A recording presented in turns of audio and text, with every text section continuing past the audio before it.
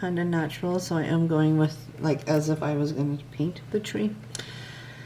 Oh my goodness, so pretty. You know, you could spend a lot more time on this. If I go all the way down with Chinese Vermillion and all the different colors.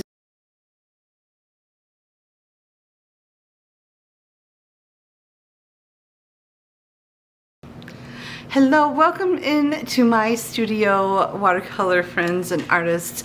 I am Lisa Christensen and I am sharing a new palette that I got from Brighter Day Pigments. It's the Beach Day palette. I absolutely love this palette. It's so bright. It's the brightest palette I have used, meaning the colors are so vibrant and pretty translucent. And I've had a lot of fun with it. I'm going to show my work and show you how I just love playing with this palette. Okay, so this palette is $89.99. That's what it retails for. It's worth every penny because there's like 10 mica shimmery colors. So what that means is there's like shimmer colors in this palette, and it's bright pigment. So they're handmade. So every color is handmade. And then this palette is hand curated by Nancy Olson, the owner of Brighter Day Pigments. So really what that really means is that all the colors are gonna mix and mingle and give you beautiful results because someone who knows color theory has curated this palette. So totally worth it, I think. So I'm going to show you my work and walk you through some of the things that I do when I get a new palette, and hopefully that will help you decide if this palette is the right choice for you. Alright, so this is the swatch. I did 18 by 18 and I just went through each color. So I started with Pyrrol Red and I did a square for Pyrrol Red, Pyrrol Red. If I go all the way down with Chinese Vermillion and all the different colors, these are the wide ranges of colors I get with mixing Chinese Vermillion with any of the other 18 colors. So it's a really cool way to swatch, and you can find this on my blog. I have it ready to go for you to download if you wanted to swatch. But what I love is there's 1, 2, 3, 4, 5, 6, 7, and then 8, 9 different. So half of them have shimmer in it and the other half are not shimmery. So half of the palette is very shimmery. I love that part about this palette. And so you can get all of these ranges are all shimmery, metallic. You can kind of see the metallic. Some are more metallic than others. I will say that one of my favorites is the Azure Mica. That was so much fun. And the Ocean Mica, when you get down here into the blues, oh, it's so gorgeous, you guys. So I had a lot of fun swatching. This is one way to swatch. This is not the only way that I swatch. And I love, look at all these browns that we get with the purples, with the ultramarine violet. The ultramarine violet also really stole my heart. If I had to choose between like my top 3, ultramarine violet for sure, and then Ocean Mica was another one, and then I'm such a bright girl. I loved the Studio Yellow. The Studio Yellow has a little bit of shimmer too.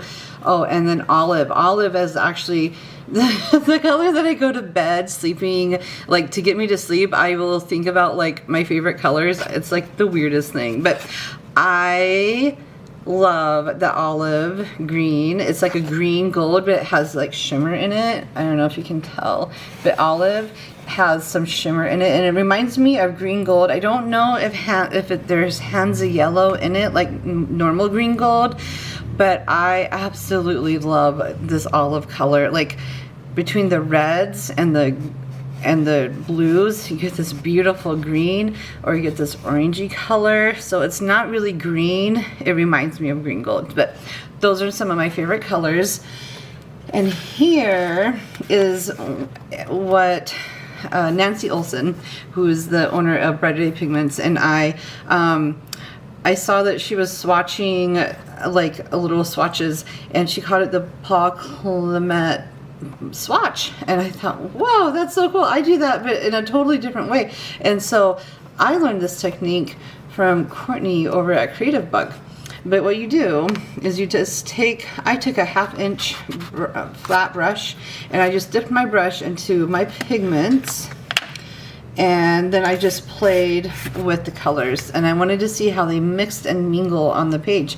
But I love this. I think I could cut this down into make 4 card bases, and then all I can do is, like, I could put a sentiment that says, you color my world, or the world is more colorful with you, or something like that, that just deals with color. But it really showed me how I can use my palette to get so many different colors, and it's just so fun. I wanted to use this as a landscape palette, and I thought, well, okay, let's do some swatching. So what I did is I actually just traced this on some watercolor paper. I just traced the rectangle, and then I took either 2, maybe sometimes 3 colors if it was just mica, and I played around with the colors. So this, I wanted it to be like an abstract beach scene. This one, I wanted it to be like a sunset with grass growing. This one reminded me of Jupiter, right? But I wanted to see kind of how the there's an opaque color. It's this one right here. It's titanium orange. I really wanted to see how titanium orange worked with vermilion red and then Pyrrol Red. So I mixed those. I painted that on this rectangle just to see kind of how they mixed together, and that's what I got. This one I wanted to do more of a mountainous scene, but I wanted to do it with the ocean mica. So this is ocean mica, and then, you know, I love that ultramarine violet. So I made like a cute little mountain. When I say cute, it was just an abstract shape. And then I took that same violet because I'm like, ooh, that turned out beautiful.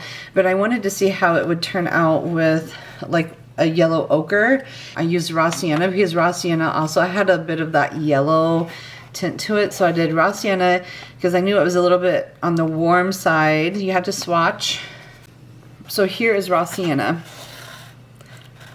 And so it's very yellow. It's a very yellow raw sienna, and then it goes, it's a yellowish, it's a neutral-ish, brownish yellow. And so I wanted to see, it almost reminds me of yellow ochre.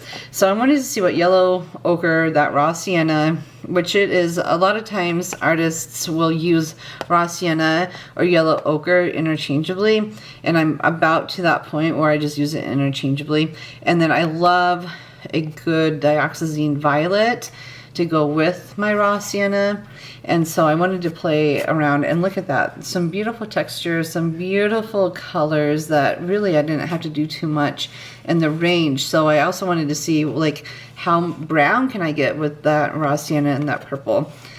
So that was really fun. And then I was absolutely blown away by the olive color. This is pure olive right in here. I'm gonna get my paints ready. I'm gonna show you a quick way to do this and a quick way to do like a half a color wheel, but in a normal, natural way where you're not spending lots of time making a color wheel. But I really do love Curated Palettes by Nancy Olson because she really does a great job of telling us what, you know, just showing the colors that will work together. All right, I got my brush wet. I'm using a Kolinsky synthetic round. I love these brushes because there's a lot of water. It holds a lot of water and it holds a lot of pigment. All right, so knowing that I love my olive green gold color, I'm going to put this smack dab in the middle, right like this, and there's already a lot of shimmer. All right, and because I still have a lot of water on my, I'm going to go here and I'm going to go here, and I think that'll just last, that it's not going to dry too fast.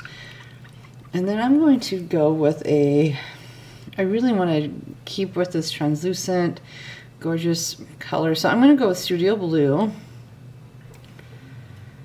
And I'm going to put my blue right down here. Oh yeah, that it's a really beautiful blue. It almost reminds me of phthalo blue, but it isn't pack a punch. And I'm going to go up in here into my olive green. So then I know what the olive green does with that blue. And then I'm also going to take my Pyrrol Red, and we'll just do like, now this is very indicative to a primary triad, right? Red, yellow, and blue. That's okay. I could have done purple instead of red, and I could have done maybe a green instead of that, but I chose to do red. All right, now I'm going to come back down here with the same color, and I'm going to bring that right in here, and that's going to show me kind of what orangey color it's making. And I know I've done this in other videos, but I really think this is a great way to like find out how our colors mix on the table. So now I'm going to do the same thing with this Studio Blue. I'm going to take a little bit of the Studio Blue. I'm going to put it halfway into here. And I'm going to do a little bit more in here. Maybe I want a little bit thicker. There's my red into my blue. I really want to see if it makes a pretty violet or if it makes kind of a muddy violet, and I don't know yet. I'm going to have to add more blue into this red. Find out. And I could have mixed it just on my glass board, but I like seeing it mix on the paper. And then I have a record of what I did, and I could do that for each one. So now I'm going to go back and I'm going to add just some water to this block. I'm going to add a whole bunch of red. I want to see how it whooshes on the paper. And I'm going to take some more of that olive. Call it yellow, but it's really olive. Now this one should be very brown, maybe. I don't know. I did add a lot of olive, but the red is still overpowering. We'll see how it goes. And now this one should be purple, a little more purple. I'm going to dab this up a little bit.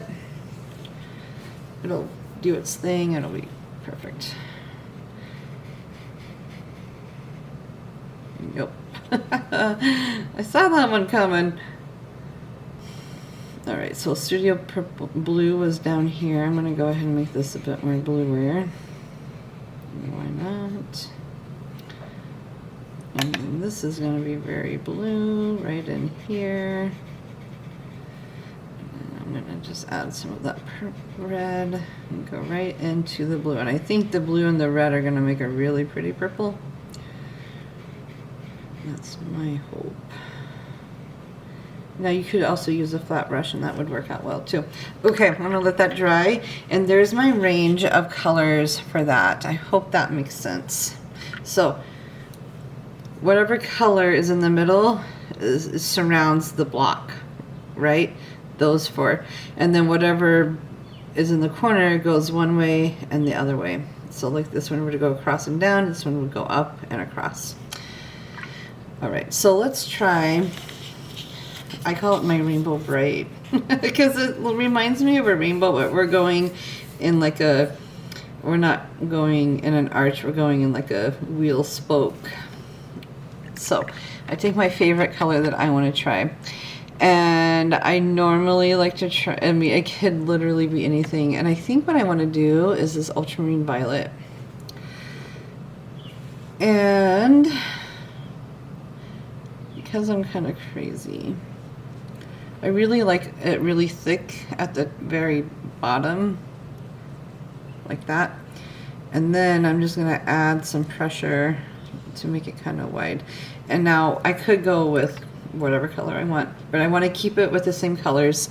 So I'm going to go with this Orchid Mica because I want to see how it mingles together. And it might not do a whole lot, and I'm okay with that. All right, so there it is. Okay, so what's on the other side of purple? I did this mica, and that works. Let's try the azure mica, because that is really, really pretty. Why not? This palette is half mica, so I feel like I have to use the mica as often as I can. and it's very indicative to waves. Okay, so this reminds me of another color that I want to try, and I think I'm going to try it with this really pretty turquoise. This is called French turquoise, and at this point I'm just having fun. I'm just playing with my colors. That really looks nice. And then when I get into turquoise, I'm thinking definitely the olive, and that will be about it for that side. Like, I wanted to get to olive at one point, and now with this lighter purple, I'm gonna go in with my, let's go in with the ocean. I really kind of want to change gears a little bit, and I think that sun gold mica will be a nice transition. And so now I can go into my whatever color I want. Let's go in with this red mica. I want to see how that goes in with the sun gold. That kind of works. And then I want to finish it up with this raw sienna. And it's a little bit browner than yellow would be, which I would expect with raw sienna, but it's still pretty yellow. All right, there we go. There's my little rainbow color wheel. If I were to just play around with color and get some decent colors. So those are the two ways that I like to swatch. And it really helps me see how the pigment works on the paper and how it works together. Like, I don't know if I would have chosen these four colors together, but they really work. I wanted to do just a quick wash to show you kind of the pigments itself in action, because I really truly love this palette. Oh my gosh, I cannot get enough of it. So of course I'm going to start with the sky. With landscapes, I almost always start with the sky. And I'm looking for just a little bit bigger brush. This is a 10 round Kolinsky synthetic round, meaning it feels like animal fur, animal hair, but it's just, it's not, but it feels like it. So I'm gonna go with I'm gonna start with Studio Blue. And this blue is like the perfect sky blue. It reminds me a little bit of cobalt. It has that cobalt feel to it, but it's not necessarily cobalt. So I really love it. I don't know. I mean, it does remind me very much of cobalt and ultramarine together. And I'm wondering if that's what it is. The wonderful thing about handmade pigments is you don't always get to know, they don't always say like, oh, this is P29 for ultramarine and then phthalo is another number. Like, that's not always the case. But what I do love about it is how granulating it is. And so for the sky, I'm wetting it down and then I'm just adding a little bit of pigment, and I'm moving my watercolor around because I'm not using that much water and I can get away with it. Okay. And I do like to leave my horizon line pretty light because I'll add more to it when I'm done. But I will do the same thing for the lake. And the lake should reflect the sky a little bit. And we have this beautiful line drawing. This is a stamp by Blue Night Stamps, and I love Blue Night Stamps. I'm doing the same thing that I did with on the sky up here, down in the water. And what I'm going to do is I thought about adding some of that ocean mica, which I will, because I think it's just so pretty. But I'm only going to do that where there's blue, and I'm only like touching it in very lightly. Like, I want to save as much white space as I can. And I'll bring this in a little bit closer. There. Okay.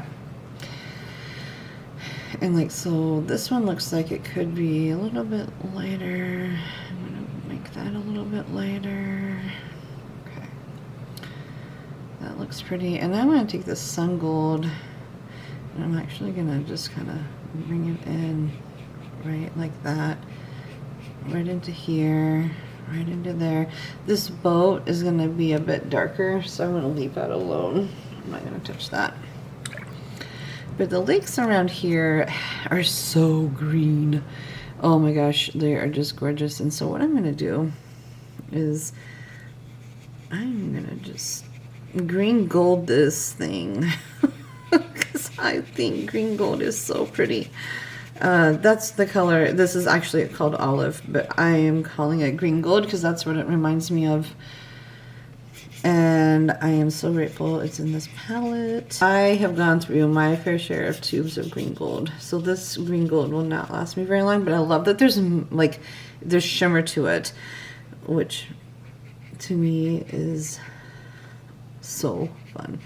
I am going to go right into here. This is my horizon line, and as a landscape artist, I know that my horizon line kind of needs to be, I don't want to say the focal point, but there definitely needs to be a point.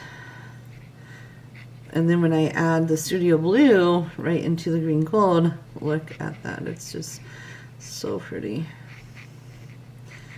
And what I'm doing is I'm just following where the trees are. I'm just adding green, well, blue, but it's turning. Letting the stamp do most of the work. All this lush green happening. And I'm probably going to have to, on my glass board, which I also love, I'm going to just mix a little bit of the two colors together. If it's too blue, you add more of that yellow. If it's too yellow, you add more of that blue. Kind of natural, so I am going with, like, as if I was going to paint the tree. Oh my goodness, so pretty. You know, you could spend a lot more time on this. All right. So now I found this beautiful deerfoot brush. This is also from Zim. And I'm going to take this same green that's right here. I'm going to dab this so it's pretty dry. My brush is pretty dry. It is wet, but it's pretty dry. And I'm going to take this, whatever leftover green, and I'm basically going to do the same thing.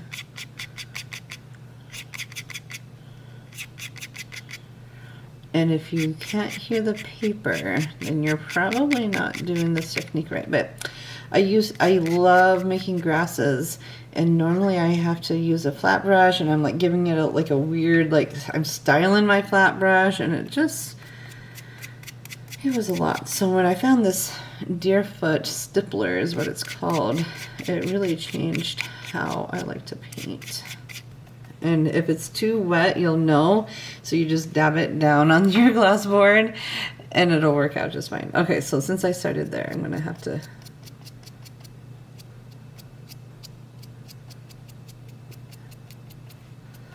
I like having this foreground.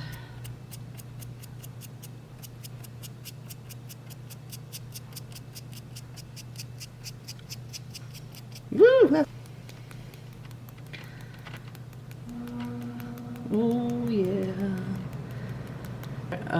Raw Sienna. When I say light, it's a very washy wash. And I'm painting this whole thing.